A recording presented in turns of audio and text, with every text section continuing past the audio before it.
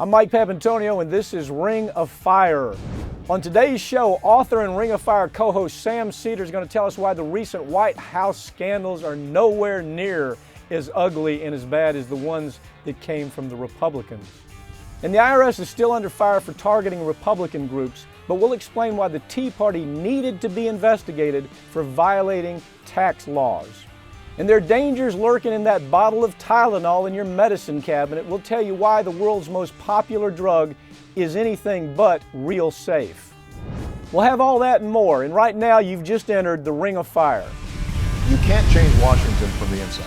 You can only change it from the outside. Grand jury secrecy rules. For political gain. The press can find out. That has nothing to do with politics, but go ahead. It wouldn't bother me. Oops.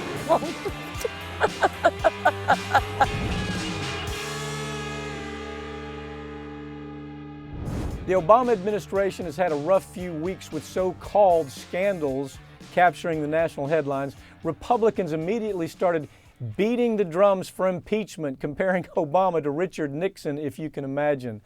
I've got co-host Sam Seder with me now to tell us why Obama is nowhere near Nixon on the corruption or the ugly scale. Sam, our radio TV partner, did an incredible article in Huffington Post where he compared the supposed, faux scandals that we see the Republicans beating on where it comes to Obama's actions here these last few weeks versus real scandals that started with the Republicans as early as Richard Nixon. What was your take on, what is your take when we make comparisons here, when we look at these stories? Well, putting aside for a moment the AP scandal and this scandal into the Fox News reporter Rosen, because we're at least seeing, these were all through legal channels. We may find them inappropriate. We may find them in some ways encroaching on the First Amendment in some respects, but it was all done legally. When we talk about the scandals that Richard Nixon was involved in, when we talk about Iran-Contra, we're talking about real law breaking, and particularly in the case of Nixon, there's been a lot of attempts to sort of somehow draw a parallel between the supposed IRS scandal that they provided extra scrutiny to some groups who were looking for a special tax exempt status versus using the IRS as a weapon, as a cudgel against their political opponents.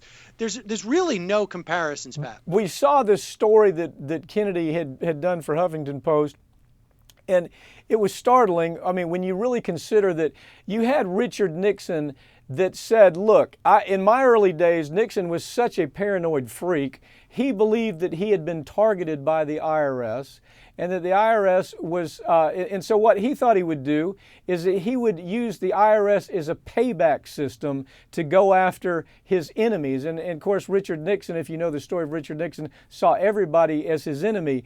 It begins with having his staff, Bob Haldeman, put together a committee to go after the Democratic committee chairman, Lawrence O'Brien, where he said, look, I'm going to target Lawrence O'Brien. I'm specifically going to use the IRS to go after him. That was very specific, and we saw a lot of that out of the Nixon years and even after, actually some during the Reagan years as well. Well, absolutely. And during Nixon's time, he set up, like you said, the Activist Organization Committee, which later had to mutate into the Special Services, or literally SS.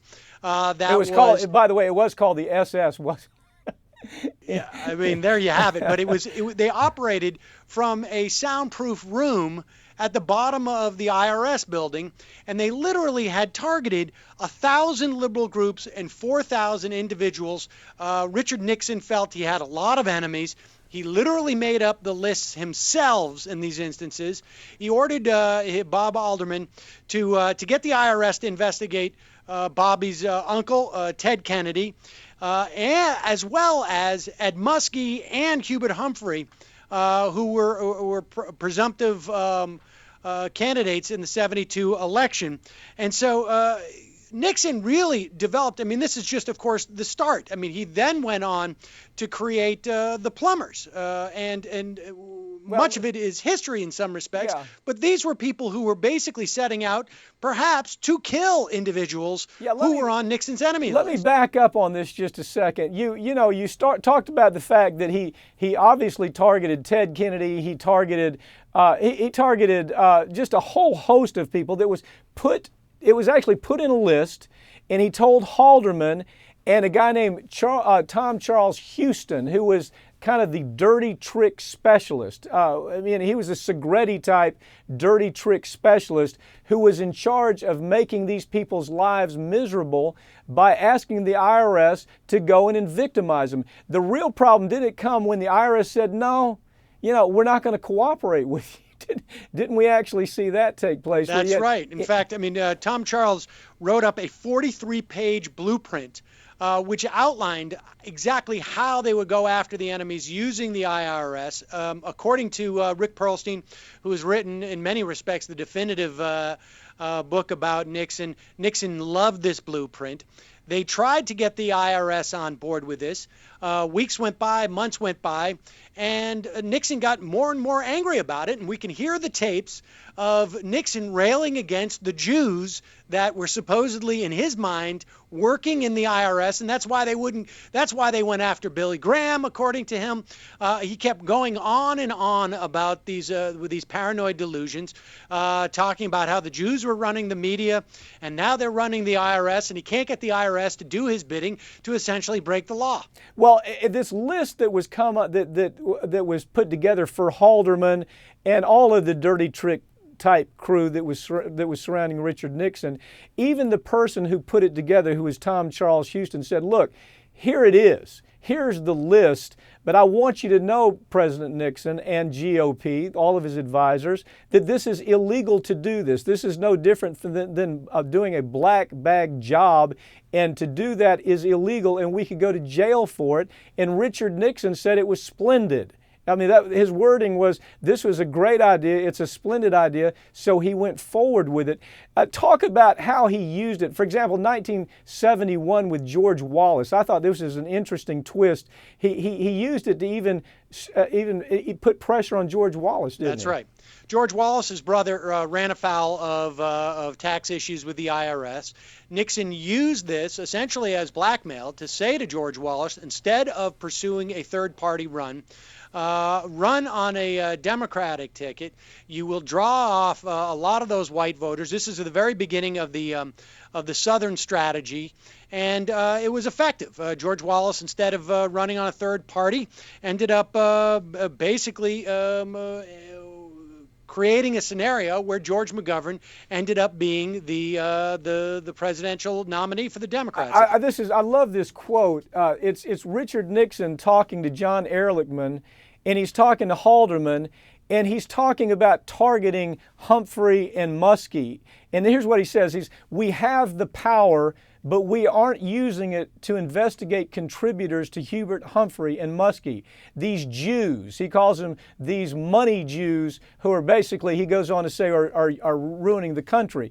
He was also upset that the IRS was not responding quickly enough to go after Hobart Lewis, who was, of course, started Reader's Digest and was a very close friend of Richard Nixon's.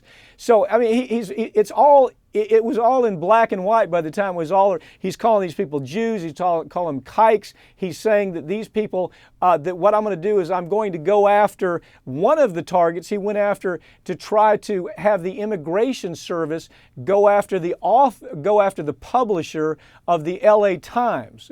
Tell us about that story. In 1971, Nixon had ordered Haldeman to have the IRS audit Los Angeles Times publisher Otis Chandler, who had essentially bought the Los Angeles Times and turned it from a right-wing rag back into a legitimate newspaper. He then basically, when they couldn't find anything about Chandler there, he then wanted to basically get the immigration services to find anything they could on Chandler, on anybody he was hiring, on anybody in his family. And so Nixon went on and on using any means of the U.S. government as a mechanism in which to punish his enemies. Specifically, Sam, he targeted Daniel Shore, he targeted Walter Cronkite, he targeted any journalist who was critical of his policies. And as a matter of fact, tell us about Jack Anderson, the story that Bobby talks about in this story, Obama and Nixon. He talks about Jack Anderson actually being targeted to kill by the Nixon administration. Right. Jack Anderson, of course, was a journalist, and Nixon felt that Jack Anderson was quote unquote a thorn in his side. He said, "We quote have to do something about that son of a bitch," end quote.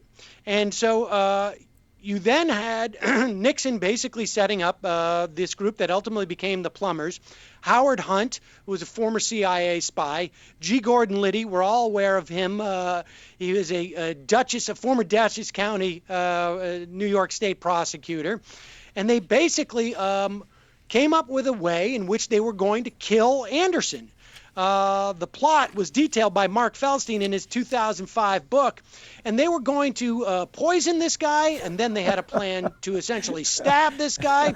All of this under the auspices of the Nixon administration. Now, fortunately, because these guys ended up getting busted in the course of breaking into offices in the Watergate Hotel, the plot was never carried out. But this is the lengths that the Nixon administration was going to. And to draw a parallel to what the Obama administration is doing is ludicrous, and it also misses the point here. And so we have the Republicans overreaching. They're going to pay a political price, and they'd pay an even bigger one if there was any type of historical knowledge within the media and the general public. Isn't that the story? I mean, isn't that the story? You have the media embracing all of this without ever saying, wait just a second. Let's compare notes here.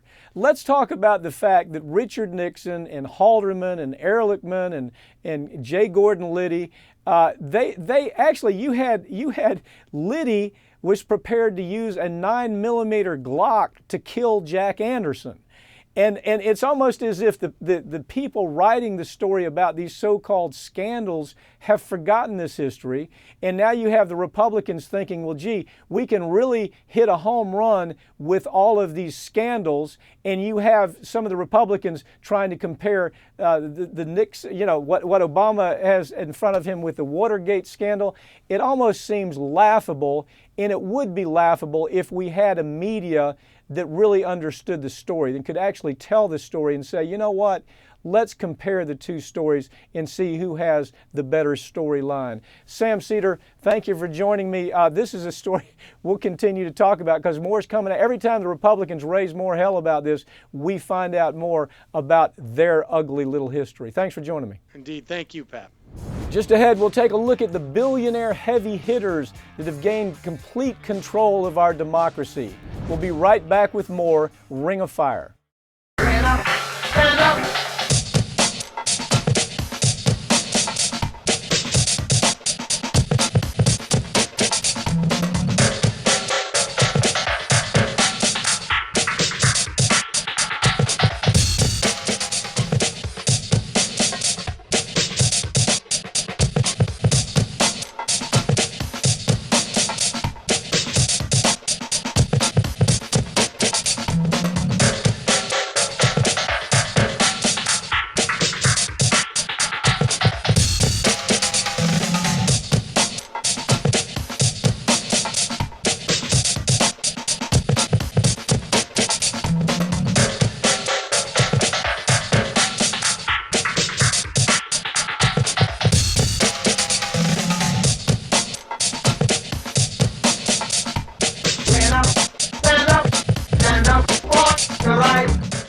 Welcome back to Ring of Fire. I'm Mike Papantonio. Citizens United opened the doors for unlimited corporate money in elections. Because of that, we're left with elected officials that are completely obedient to a few billionaire donors. I have attorneys Howard Nations and Dave Tissell with me now to talk about the billionaires' takeover of our democracy.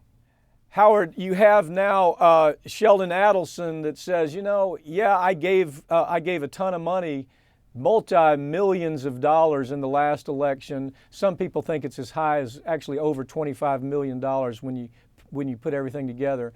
But when you come right down to it, Adelson says, you know what, it doesn't faze me because I'm worth $30+ billion and I'm going to continue buying elections. Isn't that kind of the way of the future right now in politics? It's the way of the present, Mike. What's happened right now, Adelson that you're talking about, he put $16.5 million into Gingrich's campaign against Romney for the nomination. When he lost that, then he put $30 million into Romney's campaign against Obama. Then he lost that. He put all kinds of money into the GOP Congress. He gave to the U.S. Chamber of Commerce. He spent $94 million alone in the 2012 cycle that we know about, plus with what he did with the dark money, which we're going to talk about in a minute. He's got a total of probably $150 million in this cycle, as a result of which Romney lost, they lost the Senate for what he was trying to do, they lost most of the races that he put money in, and he says, no big deal, I'm a poker player, I'll just double down. I just hope he's a better poker player than he is a political prognosticator. David, let me ask you this. If you really take a look at all of the numbers, what it came to is you had, I think the number, it was something startling, it was 0.0011% of the U.S. population that really controlled the election cycle because they're the ones that put in the huge amounts of money. 0.0011%. That is startling. Never in the history of this country. It's absolutely staggering. I mean, what we are seeing is a return of the robber barons of yesteryear, where some elite few billionaires are basically making the decisions and changing elections through the use of influx of money, much of which is money that we can't even trace because it's anonymously given. Yeah, well, now, of course, with the 501c4 that we've talked about on this program so many times, they give the money. We never know who gave it or what their political agenda was until way after the fact. But let me ask you, we focus on Citizens United, Howard. There's more than Citizens United involved here, isn't there? I mean, what we missed is we let the federal government, with the Speech Now case, that actually expanded this. They could have stopped this. You could have had the FEC that could have said, you know, even with Citizens United, we need limitations, but we didn't even see the federal government on their own do anything to stop this, did we? Well, what happened was the Citizens United opinion came out and set the table. And then it was followed by Speech Now versus the Federal Election Commission. They went into that opinion, into that case in the D.C. Court of Appeals, and they really just gave it away. And the result of it was that the D.C. Court of Appeals held that limits on spending unrelated to candidates violates the First Amendment. What that did was that said that these super PACs can raise unlimited funds, and the only restrictions they have on the super PACs are that they can't coordinate with the candidates or with the campaigns. So the federal government rolled over on that. They didn't fight that. They allowed the decision to come in basically uncontested and created, the result was they created the super PACs. David, we saw, I mean, the best story here, there's so many great stories that really tell us how bastardized the election process has become. But I love the story about CHGO, it was Commission on Hope, Growth, and Opportunity. On day one, David, they were up doing business, spent almost $3 million in political campaigns. They said that they were a social welfare group, that they were doing something to help on social welfare issues. They put the money in, completely political money. The day after the campaign, they disappear, can't be traced. We know no idea where the money came from, and it was yesterday's news, and the media is not even talking about it. This is unbelievable. It is a group, the Hope Growth. It's a group that was opened up in the summer before the election, for the sole purpose of raising money and influencing the election. They put, I believe that almost the entire amount that it raised was raised by one unknown anonymous donor. They then spent that money in the elections to influence the elections and closed up shop the next day. I mean, we're talking about super PACs that spent over $500 million, $567 million in the 2012 election cycle. This is staggering, and it's only going to increase, and this is not what was intended. Howard, 501c4, I mean, isn't the real question here? Of course, now we have the Democrats apologizing for the IRS doing their job, which is outlandish because the IRS was doing their job.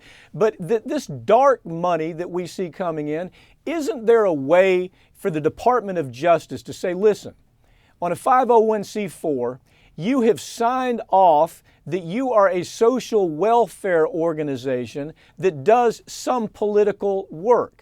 But when you have an organization that's spending 80% of their money in politics, we see it's clearly politics. They're not doing anything for social welfare. I mean, somebody had to sign that document that certainly should subject them to perjury or fraud kind of prosecution. Howard, what do you think? Well, the distinction here is an important one, that the super PACs, we know who the money comes from, and they're out there doing political work. The idea of the 501c4, which is 501c4 of the tax code, this is a tax issue. And the majority of their work can't be political.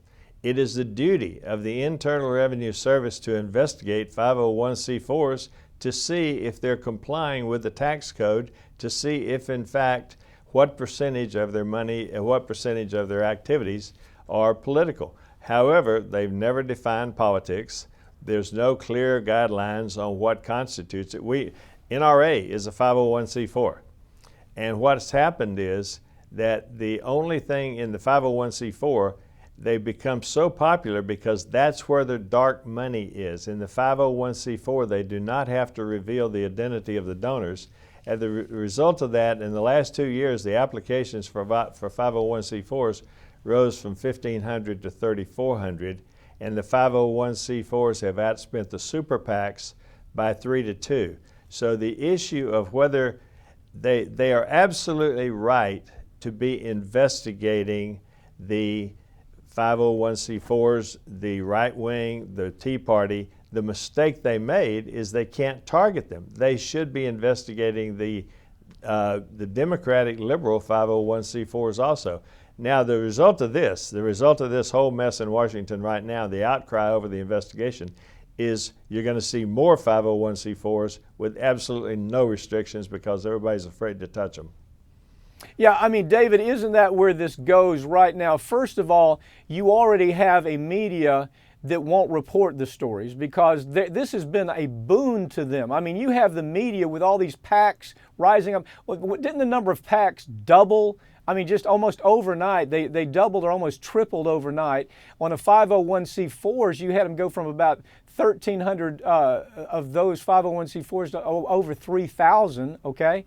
So the media is making a ton of money on advertising dollars. Why would they ever say this is bad? I mean, and Howard adds to it and says, look, now the IRS is going to be chilled on even doing anything here.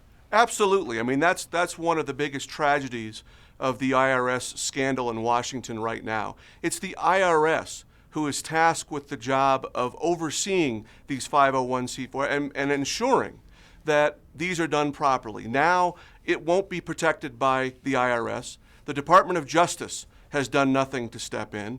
And as you said, Pap, this is very important. It's the mainstream media that is benefiting some of the most from this, from the large amounts of money they're making from this. These things are booming.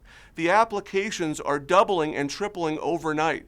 The idea that in 3 years, super PACs have grown to control the money that's infused into elections and that are paid for ads and that build the coffers of these news organizations and networks cannot be ignored. Howard, in order to even change this, in order to actually do anything that saves democracy to where we're not a billionaire, we're not bought up by a billionaire club of billionaire inheritance babies, in order to get there, obviously the federal government can't defend themselves. The media is not going to do anything about it.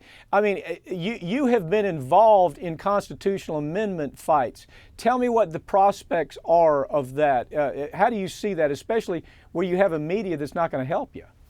there's not much that can be done because the Democrats and Republicans are in this equally. You've got the Karl Rove and Crossroads GPS on one side. You've got the big donors that have always been there for the Republicans and for the Democrats on the other side.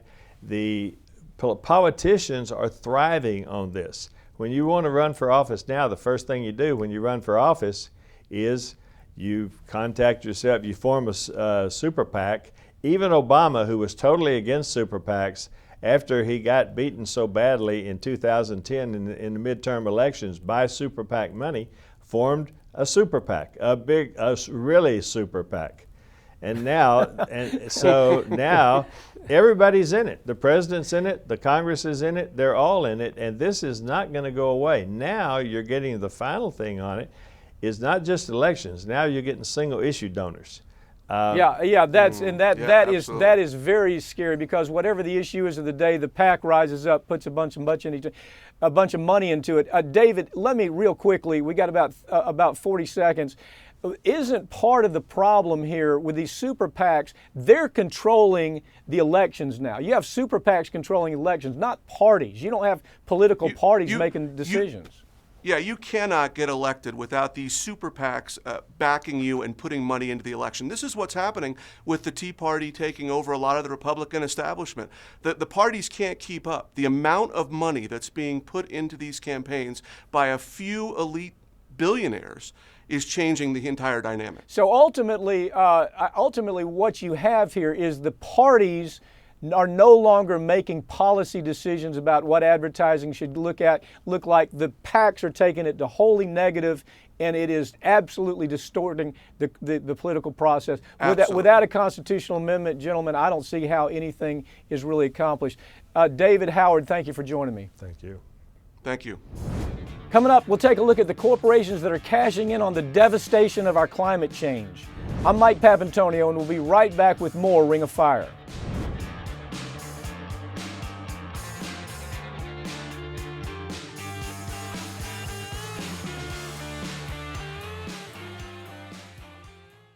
You're watching Free Speech TV, a network powered by the people.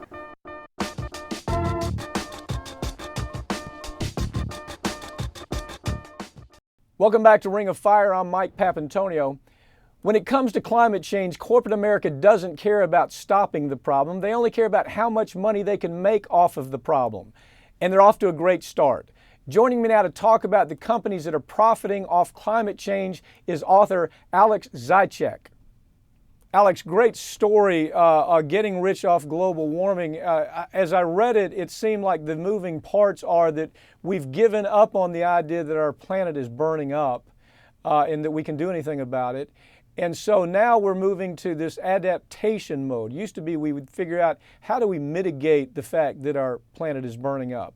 But now it seems to me that what we've moved to is how do we get rich off of our planet burning up? Talk about this adaptation event that's taking place. Well, I don't think anyone's quite given up on reducing emissions and trying to slow down warming, but there is an increasing recognition that we've already changed the atmosphere to such an extent that climate change is inevitable and will be unspooling for the next several centuries. We already have feedback loops in place, so we have to begin adapting to this reality as we think ahead many centuries to try to slow down climate change for future generations. So this is going to be part of the conversation we're going to hear more and more about, is adapting our society and bending and transforming the way we live so that we can accommodate this higher temperatures, rising seas, strengthening storms, the stuff we're already seeing. It's just going to keep getting worse and worse. And there's how do we see corporations trying to figure out how to make money on it? That's the ugly part of it, isn't it? Yeah, I mean, it's going to be affecting every sector of our lives and our civilization. And one thing we're starting to see more and more of as this becomes apparent is finance figuring out how it can get in and create and corner new markets as resource scarcity begins to become more felt, and things that weren't worth so much money before start to become worth quite a bit. And primarily that's food and water. As arable land becomes more scarce, potable water becomes more scarce as rain patterns shift. These are going to be the new gold, diamonds, and oil.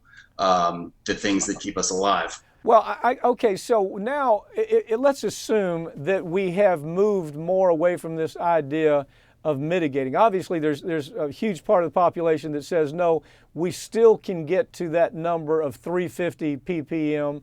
But right now, we know we're at 400. And you know what that means, of course. That's the saturation level of carbon in our environment.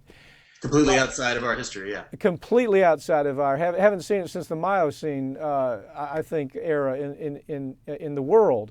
So now, unfortunately, don't you even have resistance coming primarily from the GOP, where it comes to saying, okay, we know we have this problem, we have to adapt, but they're even dragging their feet on adaptation, aren't they? Yeah, the Republican Party is still holding fast to its position that climate change is not a settled scientific matter, and they don't want to acknowledge it, even in the form of adaptation resources for deep red states like North Dakota, which is experiencing century floods every year now, and their agricultural economy is on the brink of ruin. They just want to put their fingers in their ears and pretend that this is not happening.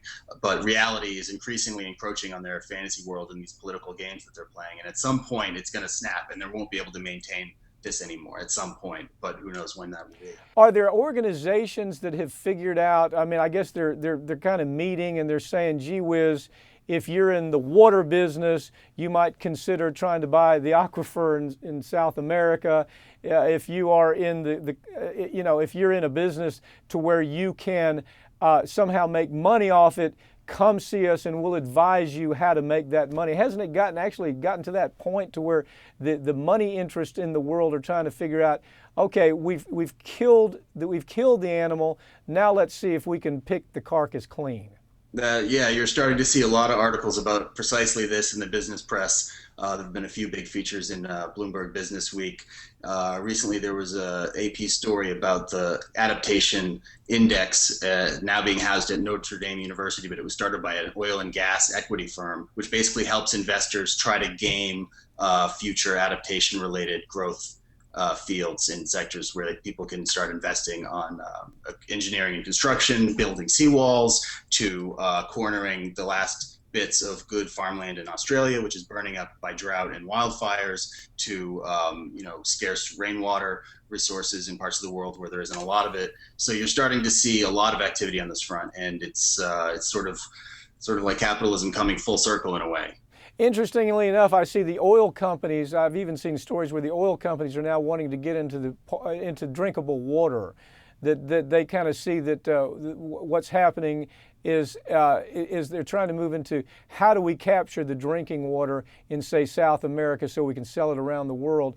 But that certainly is full circle when it gets to that point.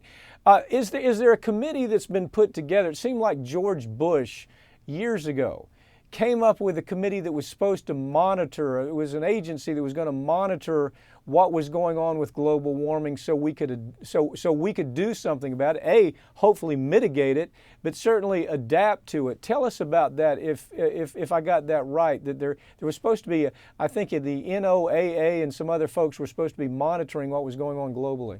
Yeah, Bush signed the first law that basically mandated a quadrennial review of climate impacts on the U.S. government and economy. And this bureaucracy didn't do much until the last few years when Obama started to reinvigorate it and say these reports that were supposed to be being written, that weren't being written, need to start coming out. And in the last couple of years, you've started to see, I think all the major federal agencies have released adaptation studies looking at how changing climate is going to, and it already is, impacting their work and their responsibilities. How has the Republican House responded even to the idea of funding this agency or this committee, for example, to say, okay, we're in trouble now, we need to do certain things? Have they even funded that? Have they been slow to fund that agency? Well, they've been trying to block a lot of these funds, both in the United States and also international efforts to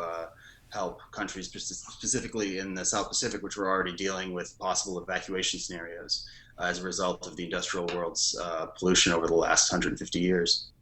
What about the coastal regions? What are we seeing happening in the coastal regions as far as, I mean, I don't know how you adapt to the idea that there'll be a rise in the sea level of as high as potentially 12 to 14 feet just in places like Florida. How do you possibly adapt to that? What is the adaptation that takes place for something like that? Well, it depends on the region. I mean, one of the things that I saw when I was at this conference that I wrote about for Salon was all the regions have their own issues, their own emergency sort of scenarios.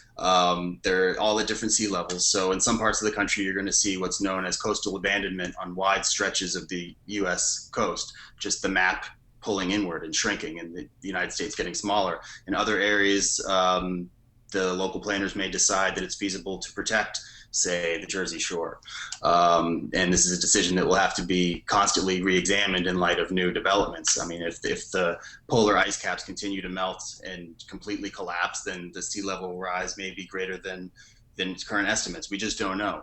Our estimates kind of go up to 2100, and they're not, it's not exactly known what they're going to look like, but we have a rough idea. And a lot of stuff can't be saved, and a lot of stuff they'll try to save and probably fail, and some will succeed. But it's going to be a work in progress, and it's going to define the rest of our lives for all of us.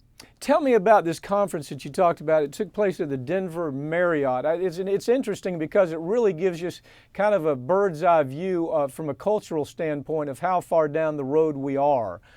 Tell us about that conference. Right. This was called the National Adaptation Forum, and it was the first ever national meeting of adaptation planners, people who are working at the sort of ground level of getting this stuff done all around the country, working for public works agencies, working for NOAA, federal agencies, mayoral offices in small town America who are suddenly dealing with this quote unquote new normal, these incredible heat stresses on their infrastructure, and they just don't know what to do. So now you're starting to see networking take place among all of these people with federal guidance. And that's been sort of hodgepodge until now, but now you're starting to see more national coordination. What's the diversity of the group, Alex? I'm interested in. I saw in your article that you talked about, there were very serious scientists there. There were Western farmers with cowboy hats trying to figure out what the hell they're going to do when they don't have any water left to be able to have for their cattle. How diverse was the group? It's as diverse as this country. I mean, there's no part of America, there's no group that will not be affected by increasingly intense climate change. And this conference brought together university research people, government officials at federal, state, local level, brought together the environmental community, activists, climate justice people, everyone who's sort of been involved a little bit in climate, but you're going to start to see that broaden. And one of the people who was present at the conference was the guy who just started the Association of Climate Change Professionals. It's sort of like the Association of Architects, but we're going to start to see climate specialists in every field, and they're going to have standards and professional mores and all of this. And he's building this organization towards that end, which I think is an interesting development. As you see this development, this mitigation, the emphasis on mitigation, where do you see that in the U.S. right now? Of us trying to fight back and say, maybe it's not too late. Maybe we can get to that point to where we can survive with 350 parts per million of carbon in our atmosphere. How do you view the mitigation efforts in the United States today? Well, I think it's hard to avoid the conclusion that they've been an abject failure. I mean, we didn't even join Kyoto, which was the closest thing to an international agreement. Kyoto failed. Even those who did sign it didn't meet their agreements. I mean, across the board in the industrial world, it's mostly a story of failure, although you are starting to see green shoots with countries like Germany rapidly increasing their green energy production from renewables. So there are signs that things can be done for the good, but it's not looking like it's going to come in the form of an international legal regime. That those efforts have just gone nowhere, and we haven't wanted to be a part of them. Even if we move into reality, and it's a disappointment that Obama has done very, very little to move into that reality. I think you would agree with that. Tell me if you don't, but as we watch this Obama administration, there's been a lot of talk about, yes, we have to do something, but there hasn't been anything really meaningful that's going to impact change, is it? Unfortunately not. His biggest initiative in the climate area was the carbon market, the carbon exchange, which was killed by the Republicans. And there were serious questions about whether we really should be doing anything besides heavy taxation on carbon to begin with. That's probably the quickest way to really sort of incentivize revolutionary change, which is what we need to do. So as I follow your story, as we burn up slowly, hopefully we can adapt in the process, but it doesn't look like there's even cooperation for the adaptation as we follow your story. Very well written, by the way. Alex, thank you for joining me. Thanks for having me. Great to be here. Alex Zaitchik is the author of the book Common Nonsense, Glenn Beck and the Triumph of Ignorance. After the break, we'll take a look at why the IRS was right to target Tea Party groups. I'm Mike Papantonio, and you're watching Ring of Fire on Free Speech TV. We'll be right back.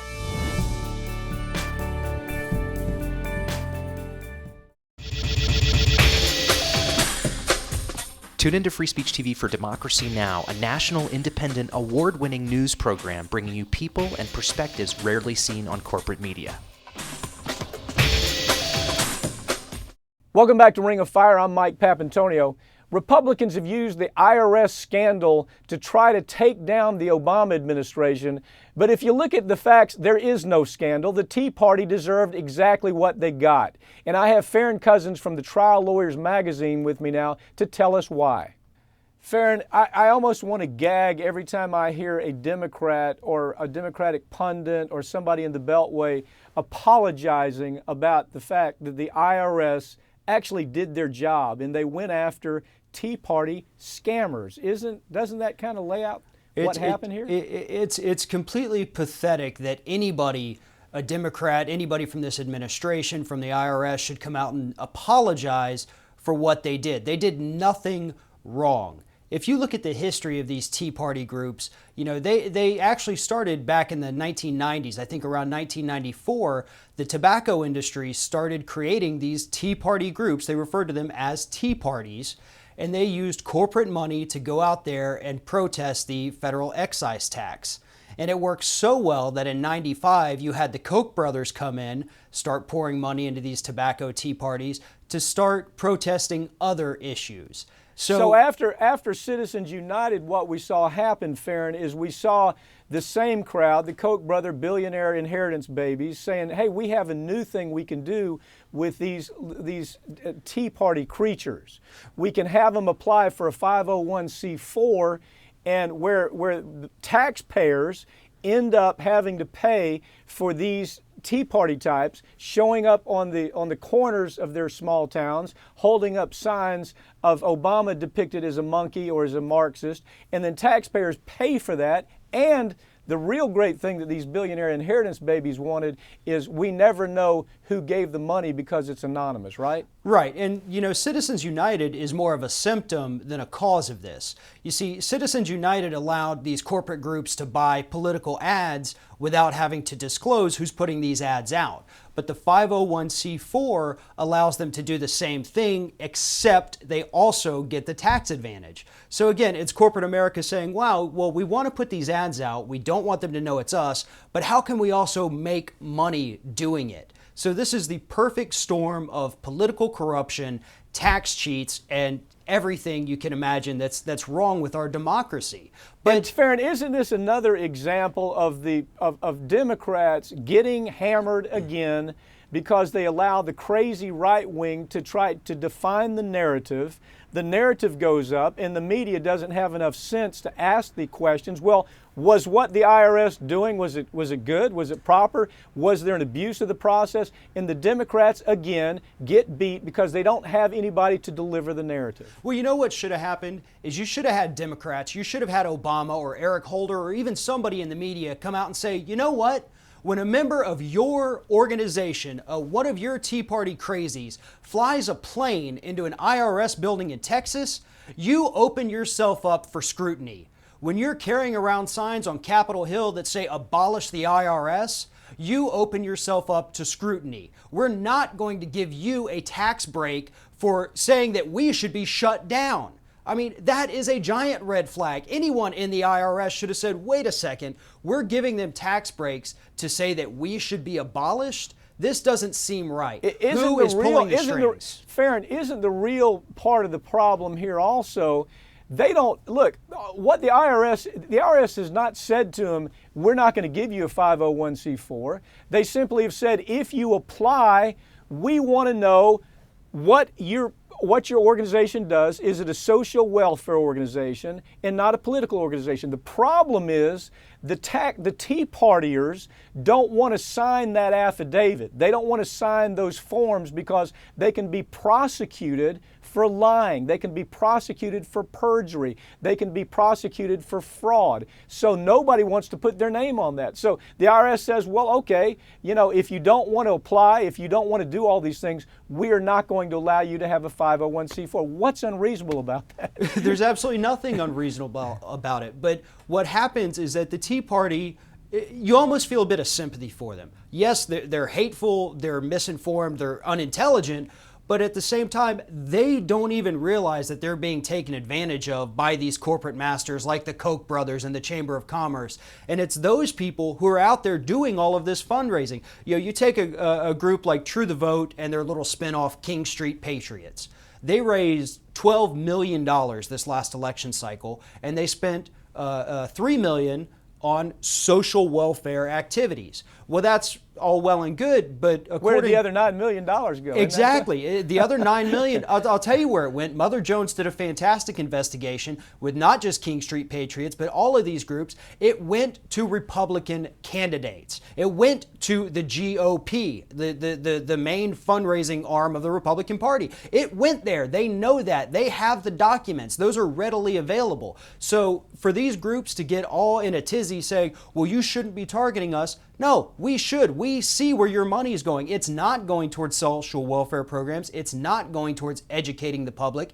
It is going directly towards the benefit and of the Republican Party. They are promoting candidates for office, which is strictly prohibited. Just to close, the American Action Network took 80% of their social welfare money went to affect elections in the last cycle, all of which were conservative right-wing types. So for the media not to say, you know what, did the IRS do something wrong? Not to be able to ask those questions intelligently is an embarrassment for the media, and it certainly is for Democrats that are apologizing. Farron Cousins, thank you for joining me. Thank you. Recently, new reports said that Tylenol could be used to treat anxiety. But before you run to the medicine cabinet, you need to know how dangerous something as simple as a Tylenol can be. I have attorney Troy Rafferty with me now to discuss those dangers. Troy, you'd like to think that where something is almost ubiquitous as Tylenol that people have been buying for years, and I think 8 billion pills, tablets, sold capsules every year, you would think that somebody's looked at the problems that we're seeing now, that are surfacing now, and said, gee whiz, maybe we ought to take another look or put a better warning on this product. Yeah, you're right. You're absolutely right, Mike. And the reality is that Johnson & Johnson and its subsidiary McNeil have promoted this drug for literally decades as being really one of the safest drugs in the world. That's really what they try to convince everyone of, and that's one of their big marketing ploys. But the reality is that acetaminophen and has been known for years to be extraordinarily toxic, especially to the liver. It's in the U.S. alone, it's the leading cause of acute liver failure in the United States, accounting for 450 deaths per year in the United States, 20,000 hospitalizations, 56,000 emergency room visits. So it is not at all the drug that certainly Johnson & Johnson and McNeil want to put out there to the public. How have they kept this under wraps, Troy? I mean, if you really look at this story, these studies that are coming out now are showing that the first theory that we used to hear from the Tylenol people was that it wasn't really the Tylenol, it wasn't the acetaminophen that was causing the problem, it's hydrocodone. But now we find out, no, it was specifically the acetaminophen. And so what you wonder is, how has Johnson & Johnson been able to keep this kind of under wraps for so long? Well, acetaminophen, I think, in addition to their marketing strategy of getting people to believe that this is just the safest drug there is out on the market, the other issue is the fact that acetaminophen has been out on the market for literally 50 years or more. And because it's been on the market for so long, it's actually, it was grandfathered in. Acetaminophen was actually grandfathered in, and so it didn't have to go through a lot of the onerous FDA processes that a current drug would have to go through. And so a lot of those things start to play into the entire story. And when you start looking at the devastating effect that acetaminophen has on the liver, and in particular, especially when it's when it's taken in conjunction with other drugs, or it's taken at even regularly at recommended doses or just over the recommended doses, it's something that certainly, as you said at the beginning of this particular segment, this is something that needs to be explored and disclosed to the U.S. Well, isn't part of the problem, Troy, when we see a recommended dosage on especially an over-the-counter, we assume that there is some kind of grace amount beyond that. There's some fudge factor. But apparently with Tylenol, there is no fudge factor, because people take the Tylenol and then they take something else that also has acetaminophen in it, and before you know it, they are in complete acute liver failure. I mean, isn't that kind of what the story is all about here, that this is a story that hasn't been told? Yeah, that's exactly right. That's exactly right. And what a lot of people don't realize, Mike, is when you take acetaminophen, it's processed through your liver, as almost everything we take into our body is, and especially the drugs.